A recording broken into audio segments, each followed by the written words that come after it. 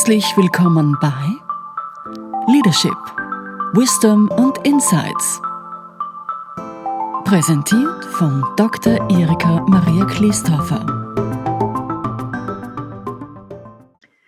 Welcome to a new edition of Leadership, Wisdom and Insights.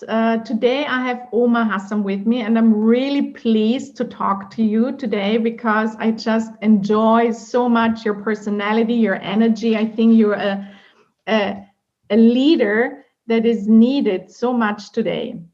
We know each other from your influencer school. I think it's a fantastic group of people, a fantastic project, a fantastic company, and I'd like you to maybe say more about it, but I'm really happy to have you here, and I'm very grateful that you spend some time to share your wisdom and insights about leadership and also spirituality maybe.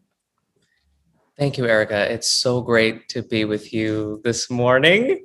And absolutely, it's such a pleasure that we're having this conversation. And when you ask me about what I do, it's really a labor of love. I think there are so many leaders in the world, many of them executives, or even those that are in management that are having these moments of inspiration. They might be working in fabulous companies, but they've got something on their heart. And it's a really deep purpose. Sometimes it's soul aligned. And the question is, how do I package this inspiration, this idea into a brand that really represents the transformation that I want to facilitate in the world?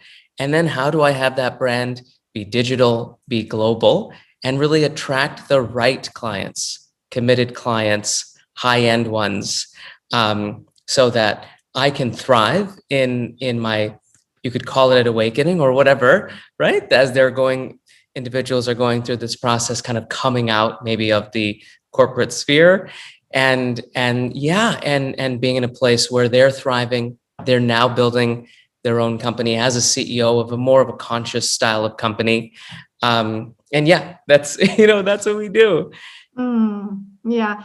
And I really enjoy being in that community. I enjoy learning from you, and I enjoy also seeing other young organizations also flourishing. However, I know that you're also working with very experienced leaders and managers. Now, how did you experience the last couple of months? I mean, you are now in Bali, you live there, but what have you seen?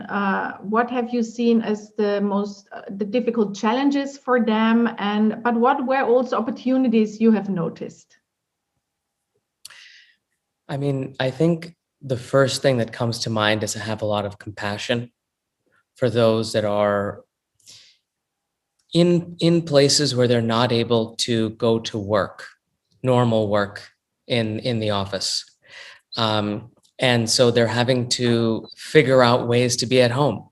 A lot of times that means with the kids being homeschooled. And that can be really challenging because where is the separation between work and play and home and romance? I mean, it's all just at home now. So it's I think it's really different. And so I have a lot of compassion. And I think also because the world is shifting, there's more pressure on executives. There's more pressure on just individuals in corporate, because their companies are saying, okay, well, you need to take on this more. Now we need to innovate. There's we're doing this digital. And so trying to keep up at work, trying to manage teams through Zoom when people are not used to that. So I think this has been one of the things that people have been telling me. Omar, how am I managing all of this? It's a lot of times I'm not finding that I'm managing it well. Some of these real challenges, and I would say also people are getting really clear on maybe things now that they have more time to think and they're at home, what's really not in alignment anymore. And maybe their current position isn't really what they thought they were going to be doing when they started their career journey.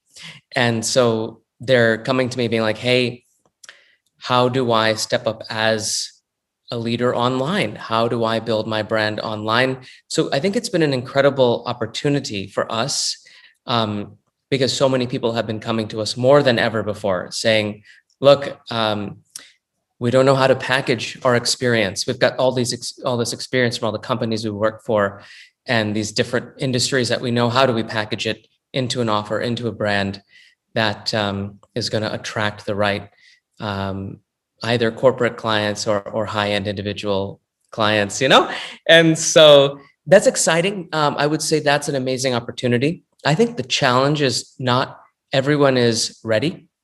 So sometimes I say, okay, thank you so much. It's really cool to hear from you. I feel like you're almost ready, almost ready, because there's an evolution, I think, internally that goes from, when you're coming in from a corporate side to then you're building your brand, there's a mindset shift, there's a different kind of thing. And so many are ready to evolve really into that best version of themselves, the best leader that they can be, really then being the CEO of, of their life and their company in that way, which is really, really, I think, super cool and challenging too. So that has been our challenge, more applications than we've ever seen.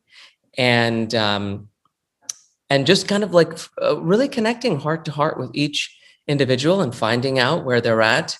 And if they're ready, let's support them and build. And if they're almost ready, then let's connect in a couple of months, right? Here's some homework.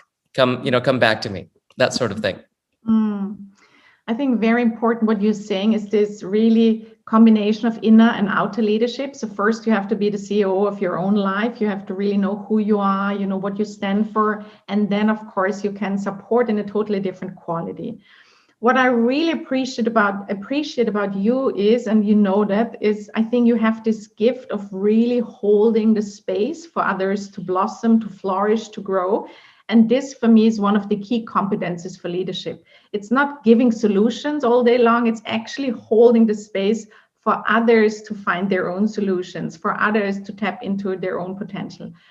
How do you do this, Omar? I mean, this is really for me. I mean, I know that you love people, but how can leaders who are not yet there do that?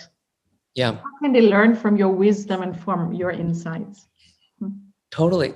And thank you so much for seeing that within me. I really appreciate it. And it's something that I really love to do, because when an individual comes to me and I can see their future, I have this ability to notice raw talent in different areas, and I see how it can come together. So the way that I hold space, I hold space without holding. And so the way that I do that is I tell them what I see. And almost when I tell them that, it activates something deeper within them, and they start to see. They might not trust it as yet, and that's okay. But that's the beginning, as they start to see, and then we start to have this conversation about what's going on internally. Like you talk about the internal leadership, right? Inner and outer alignment. It starts with the inner. So we're noticing what's going on inside. And I think just through the dialogue, through the conversation, through my silence, there's a mystical quality, right, of opening up the space within an individual, and the openness, the silence within some of these moments. That's when people really start to open up and blossom, and they see what's possible. And here's what's cool is some people tell me, they say, Omar, I feel like a newborn baby, and I see all these things. I've been in an organization for 30 years, but you see this in me, and I want to bring it out. I don't fully trust myself, but I trust you. So I'm going to put my trust in you, and let's do this. And it works. And then they build internal capacity, slowly, internal confidence. As they start to build. That's beautiful. That's beautiful. And I think what you're saying is so important. You said, I see something in people and I tell them. And I see so many leaders who see and feel certain things, but then they don't share it with the others. And I think that's so important that you really trust your gut feel, you trust your inner wisdom, and really give it back, because that's what people expect also, and would like to see, that people who see me who put me also in places where I can play out my strength. Now, Totally. One quick thing I'll add to the end of that, if you don't mind. yeah, please, I'll please jump in here, and I'll say, with my team, I've created that as a culture. So that is a part of our value, right? Our values. And what I love then is people on the team are seeing things in each other. They're maybe coaching each other during our morning meetings and supporting each other, holding space for each other. And I love that because it's just a part of who we are, and it just emanates, and it's natural. We don't have to try. Yeah. Absolutely. Now, you know that I'm a very spiritual person, and for me, spirituality and leadership, they really have to dance with each other. So what is your approach regarding leadership and spirituality? So how would you define it, and why it's so important nowadays and also for the future? Yeah.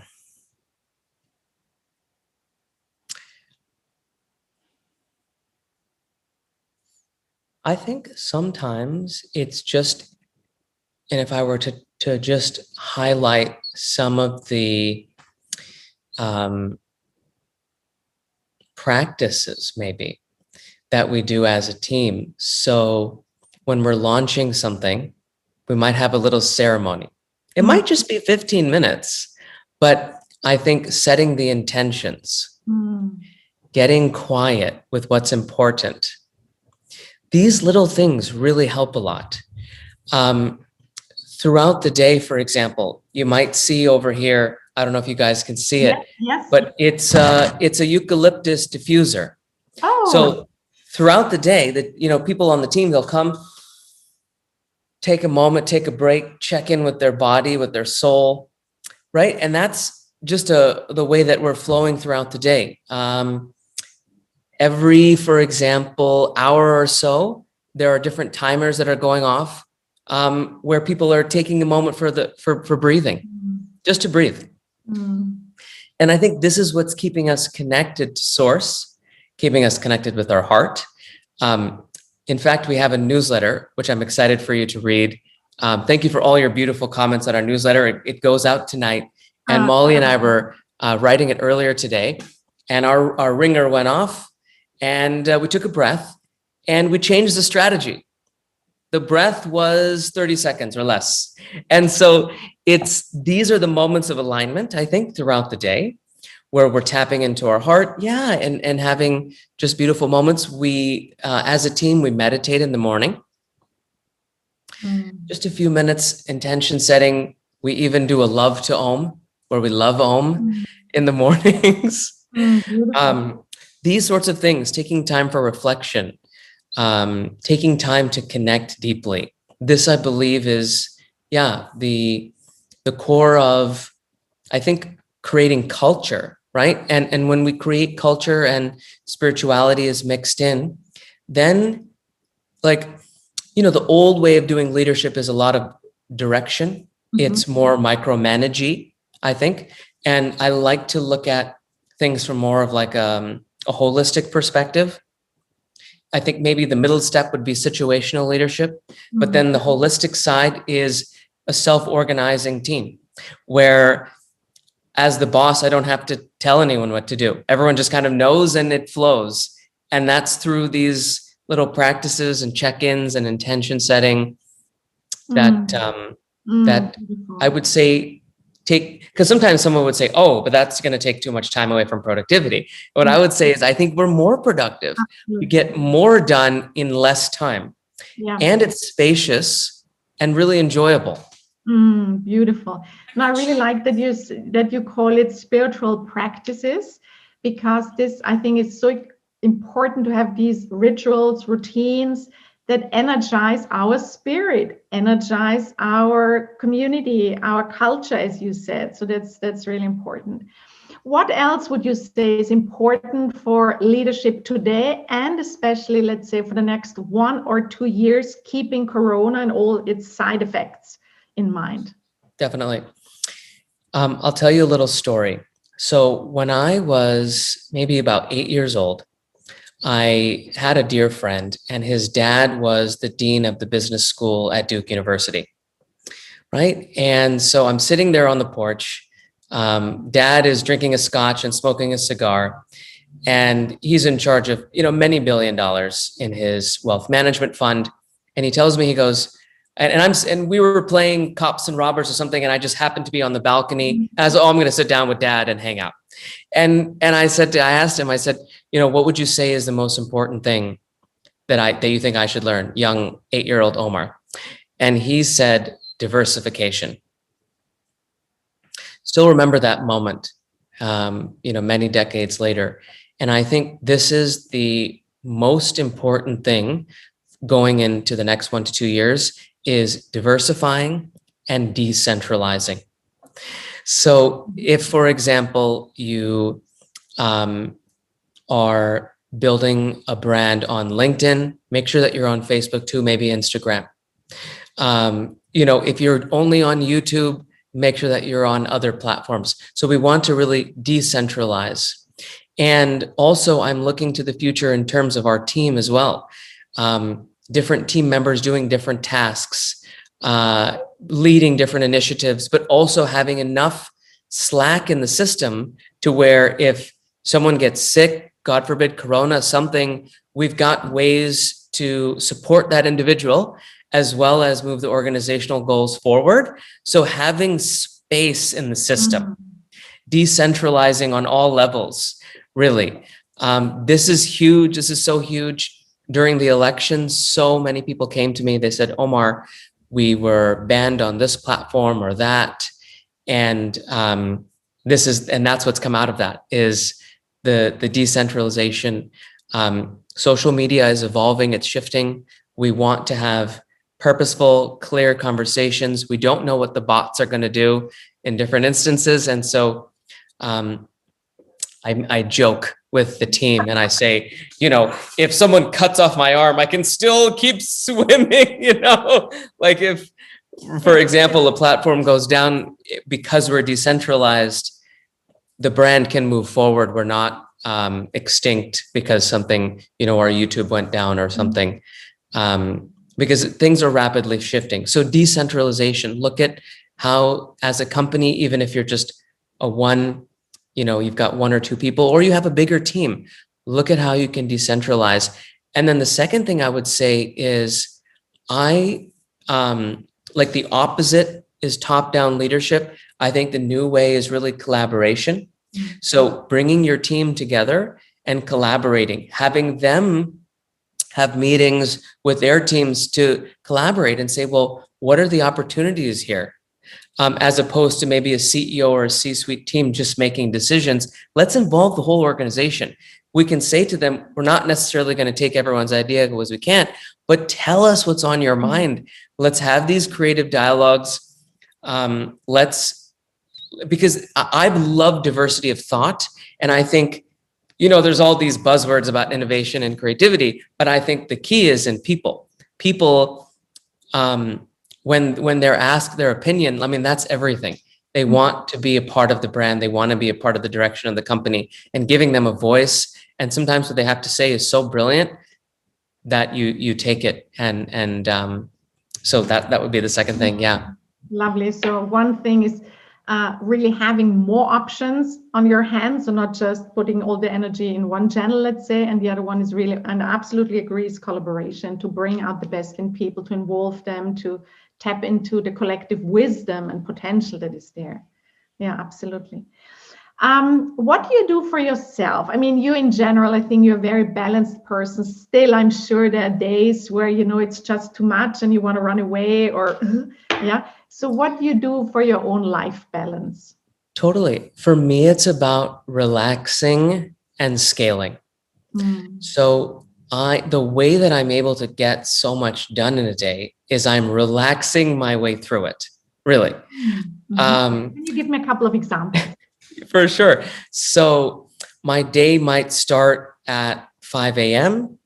and I start with a meditation, and I'll start with my visualizations, and then 6 o'clock I'll be on the phone with, usually it's American and Canadian clients. Sometimes we're taking calls with Europe, but generally in the morning it's US and Canada. So I'm on the phone at 6, then I might be off at 8. And then as soon as I'm off, I'm probably still in my robe. So I've got my robes. My favorite are St. Regis slippers. So I've got these I feel like I'm walking on a cloud, So I'm walking on a cloud. My butler comes in with my ginger tea. I'm drinking my ginger tea. I'm having a moment. I'm in the garden, probably about 8:15, 8:30. Team is here, or maybe the team is coming in, depending on the day. We have our love to own moments. Everyone's checking in. Influencer School Mastermind call will start at 9. I'm jumping in, collaborating with the team, building the brands, taking moments throughout to breathe, smelling my eucalyptus. I might have some Palo Santo. We'll do a meditation in between, depending on how long the call is, so that we're all staying spacious. I'll jump off of that. We'll be doing emails, newsletters, this and that. The team and I are collaborating. While we're doing that, we're taking breaths. Okay. My chef brings me lunch at 1 o'clock. So we do lunch at 1. Usually that's with my wife. And we'll hang out in the garden. We'll do lunch. Then there's more things like podcast episodes and things like that. Usually I'll jump into my swimsuit. I'll go for a swim, relax and have a few moments. Today is one of our team members' birthdays. So we were ordering all the gifts. They were coming to the villa, and we were, making sure everything is packaged and all the bows and, all the things. And so it just, I feel like it's the relaxing and the scaling and building and growing, but also staying really spacious. I'm also very present to when I'm pushing inside. If I feel like I'm pushing, I go for a swim, or I really take maybe 15 minutes to meditate, because I don't like to be pushing myself, because then I burn out. My favorite thing to do is Friday, when I end the week, I want to be at 100%. Yeah. And the only way to do that is if I'm resting and scaling, right? Resting and building throughout the day. Beautiful. I mean, I do exactly the same. For me, it's always important to really keep the energy high. It's fantastic to listen to you, because you said the butler is coming and then my chef is coming. Not everyone has a butler and a chef. However, what is important is that you get help, that you support yourself with people who energize you also, whether it is that you have employees, have people working for you, supporting you, or you have your friends and family and people who really energize you. So that's so, so important. Totally. And I think we were taught, and a lot of times all of our MBAs and our executive leadership programs, the focus was on how we could be a machine. Absolutely.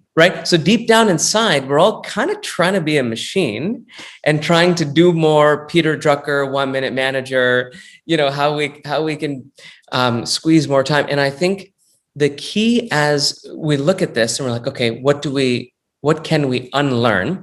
And then individually, everyone is different. So how can we work on everyone's energy individually? When are we most productive? How do we create a flow for the week so that everything you want to do gets done, but you do it in a flow? You do it, I call it structured ease, really.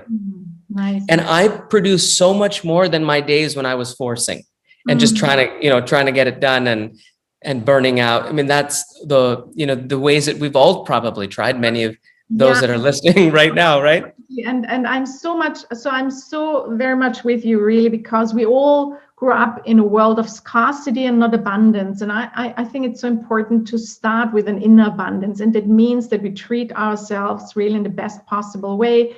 We have an environment that is nourishing, that is energizing, that is good for us, whether it's in our job, in our private life, with friends. So I'm absolutely with you. However, I mean, in the past, we used to work till 3 a.m. We had development assessments at IBM, for example, where I used to work, and I was globally responsible for development centers.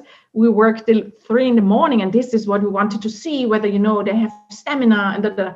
And now I think that's ridiculous, I mean, we need a different energy nowadays. We need a different approach. We need people to collaborate. And yes, sometimes there are days where I work 12, 14 hours, but I do it in a much lighter, joyful way.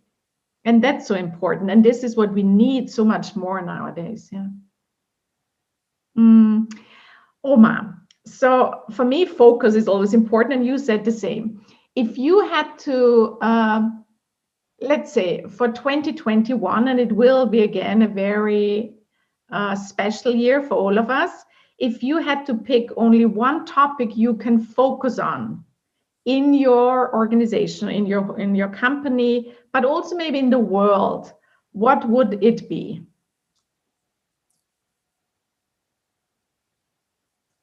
So personally, as a team, self-organizing is huge for me. Yeah, can you say a bit more about it? What do you have in mind? What does it mean? Yeah, self-organizing. So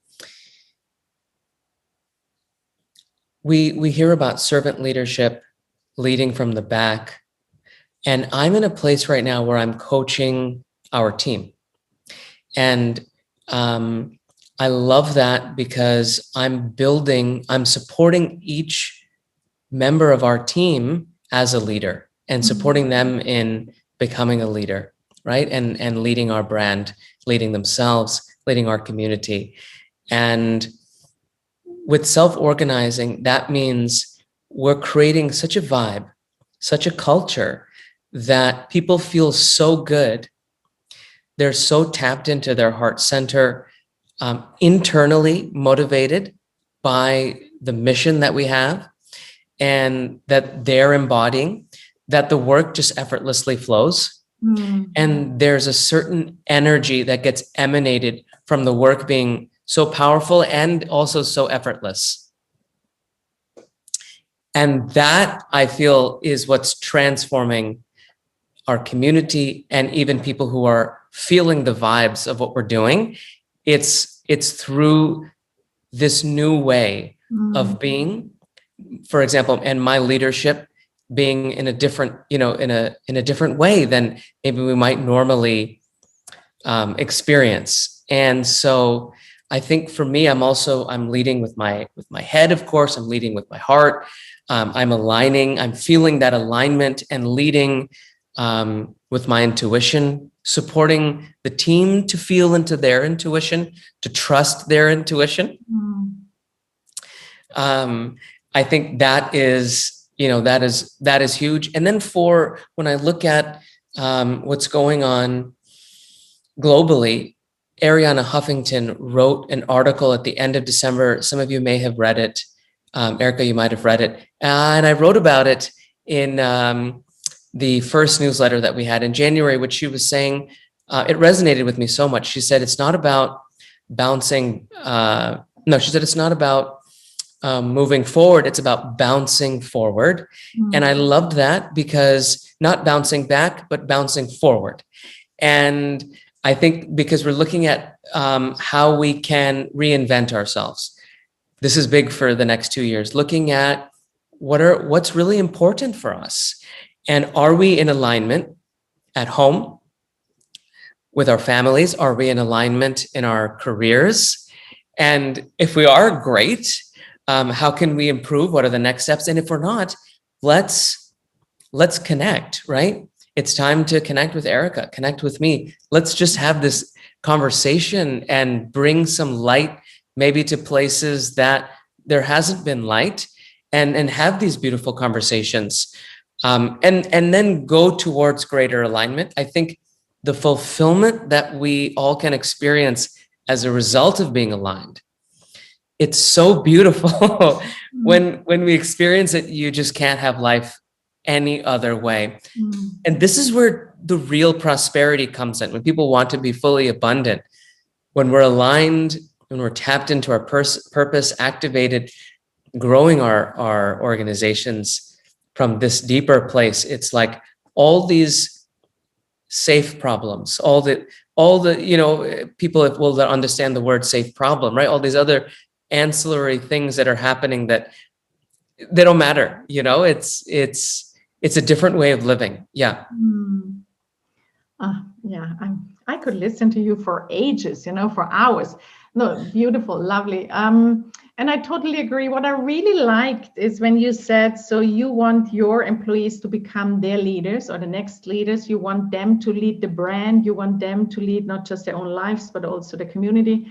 So if people want to work with you, for example, and I can highly recommend it. So what can they expect, and who are your dream clients, let's say? Definitely. One way to kind of get a first understanding of our formula and our blueprint, how to really package oneself. I call it a soul-aligned personal brand, right? Really deeply purpose-driven and coming from this deeper part of you. How do we really package that into a brand and then have it attract the right clients consistently? Would be to go and watch our masterclass. And I think we can give them that link, influencer-school.com/masterclass. That would be a great first place to start to kind of sink your teeth into our formula, start to get our newsletter, start to understand the vibe of how one could step up as a transformational leader. And what would that feel like? What would that look like inside one's body? And then I think, the thing that I love to do really is to map the blueprint for each client that comes to us. Is let's look at what's possible for you, right? Sometimes I think we get into our own head and we're not sure. It's nice to have the external perspective. I have a cool kind of background. This is my 17th year as a coach. Oh, wow. And what I love about that is just so much backwards and forwards experience that I can give a person the shortcut. Okay, these are the three main things. Just do these things. Don't do anything else. And this is the shortcut to get your brand up and for you to start attracting clients. And I think that would be a great step for us to have a conversation. And then if it feels aligned and you'd like to build together, then we can talk about working together.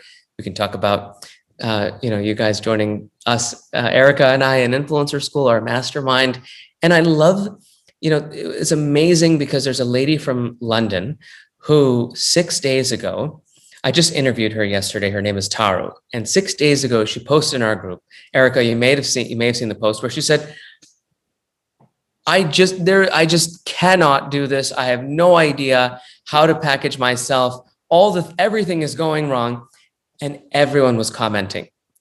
Try this. Juan sent his alignment meditation. George sent this. Everyone was like giving her advice. 6 days later, she has a massive breakthrough, signs her first client at 30,000 pounds. Beautiful.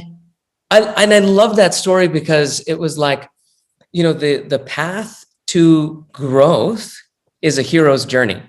So there's going to be the peaks, and then you're going to fight the dragons, and then they're going to have a peak, and then you're going to fight some more dragons. So there's always usually two valleys that we've got to go through. So she went through her first valley, and I said, "All right, you're just peaked. Now wait for your second one, and now that the one after that, it's going to be magic." And so it's just exciting, to see people grow and to see how the community is so loving, so supportive. And I'm so grateful. One thing that was really important for me before I started was I wanted to bring people in like yourself, Erika. You're so inspiring to me. Your work, your vibration, the things that you talk about, so inspiring to me. And this was my intention, was bringing people like yourself that have something so unique, something so beautiful to give, and to bring, come together in the community and really do this, thing online, offline, and Thank you so much. And yes, indeed, it is a very special place. The space you created is very transformative. It's inspiring, it's encouraging, it's empowering. So it's really a beautiful, beautiful place, and I can highly recommend it to everyone who is interested. Well, thank you so much, Omar. Thanks for your time, for your thoughts, your wisdom. And I look very much forward to seeing you again at Influencer School. And I wish you a lovely day. Thank you very much. Thank you, Erika, so much for having me. It's such a pleasure.